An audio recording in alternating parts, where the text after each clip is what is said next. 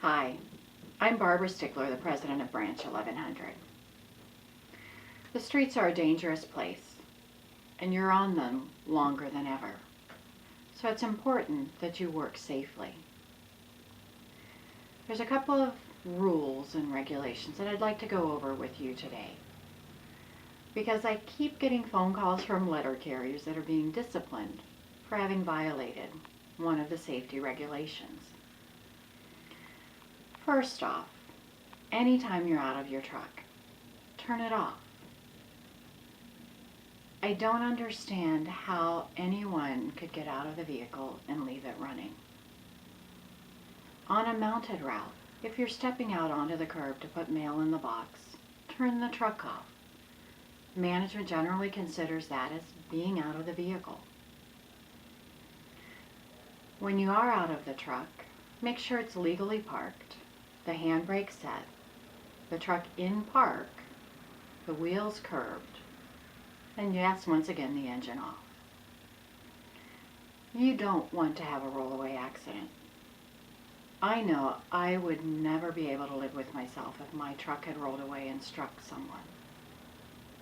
So make sure you take all precautions to make sure your truck stays where you leave it.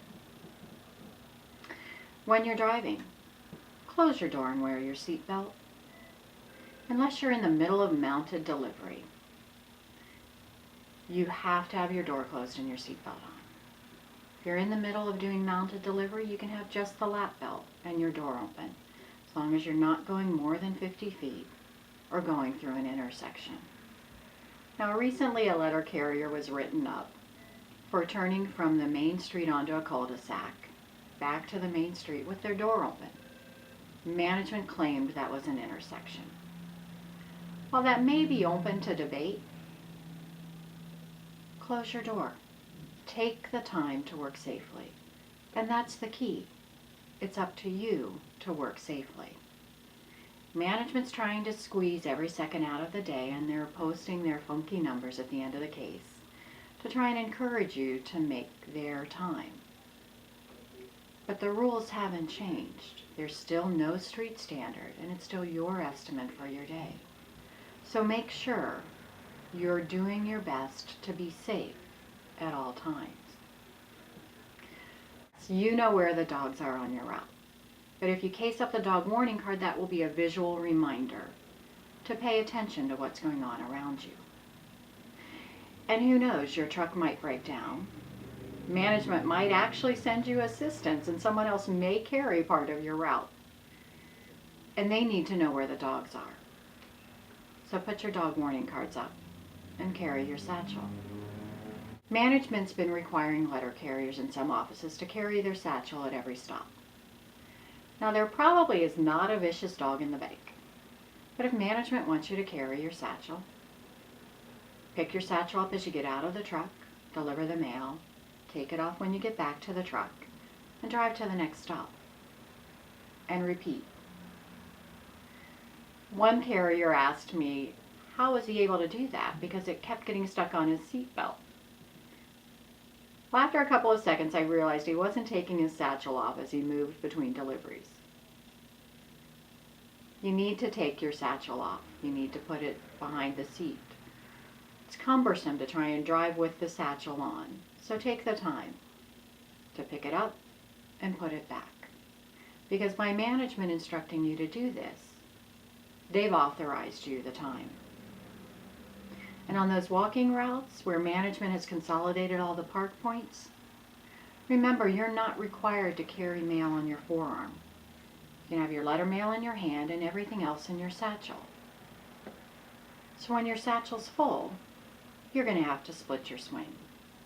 Not required to carry packages on your head or coverages under your arm.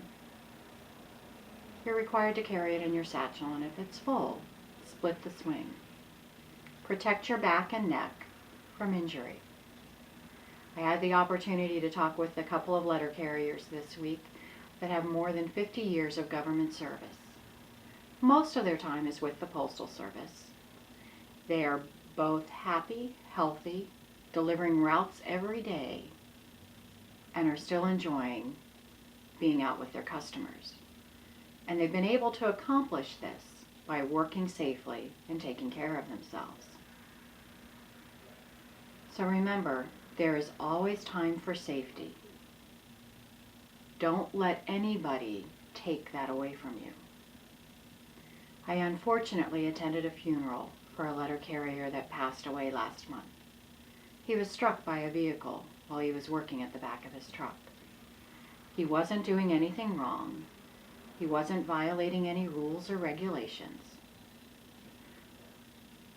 But he paid the ultimate price. Accidents do happen. Pay attention to what's going on around you. Listen for the cars. Listen for a gate opening. Be aware of what's happening around you to help keep you safe. You need to remember to work safely. You need to take the time to be safe. You need to make sure that you go home in one piece and still have your job. Because management is disciplining employees who are caught violating the safety rules.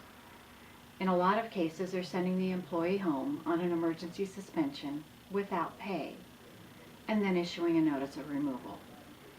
It's much easier for me to defend a letter carrier that took a little extra time to work safely than to defend someone who stepped out of their truck and left it running.